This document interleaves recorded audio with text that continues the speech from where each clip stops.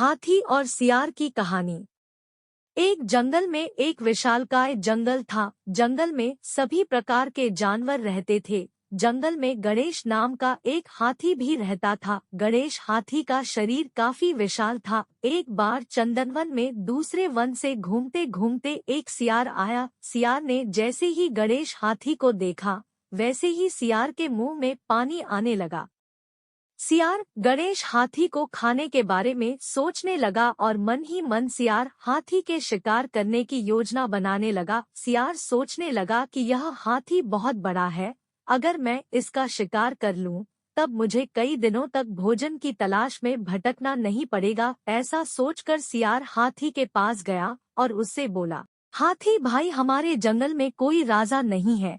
हमारे जंगल में अधिकतर जानवर चाहते हैं कि कोई बड़ा और समझदार जानवर हमारे जंगल का राजा बने। आप बड़े और समझदार दोनों हैं, क्या आप हमारे जंगल का राजा बनना पसंद करोगे? सियार की बात सुनकर हाथी बहुत खुश हुआ। उसने राजा बनने के लिए सियार हाँ बोल दिया। इस पर सियार ने हाथी को अपने साथ चलने के लिए बोला। गणेश राजा बनने की खुशी में झूमते हुए सियार के साथ जाने लगा। सियार हाथी को ऐसे तालाब में ले गया जिस तालाब में दलदल था। हाथी राजा बनने की खुशी में इतना मस्त था कि वह बिना सोचे तालाब में नहाने के लिए उतर गया।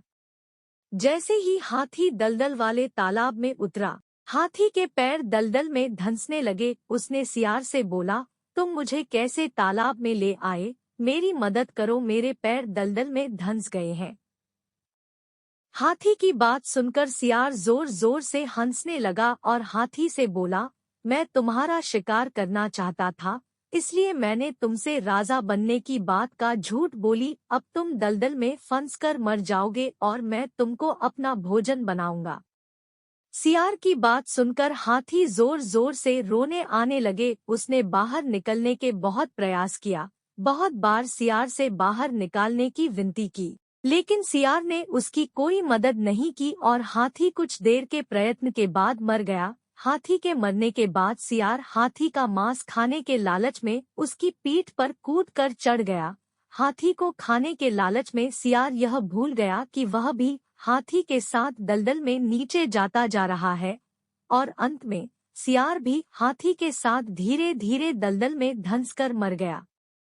इस कहानी से हमें यह शिक्षा मिलती है कि जो दूसरों के लिए बुरा करता है, उसके साथ भी बुरा होता है। इसलिए हमें जीवन में कभी भी किसी के साथ बुरा नहीं करना चाहिए। अगर हम किसी के लिए बुरा करते हैं, तब हमें भी अपने साथ ऐसा होने के लिए तैयार रहना चाहिए, क्योंकि बुरे कर्म का फल हमेशा बुरा होता है। इसलिए किसी के साथ कभी बुरा ना करें। आपको हमारी ये कहानी कैसी लगी और आपने इससे क्या सीखा, हमें कमेंट करके जरूर बताएं।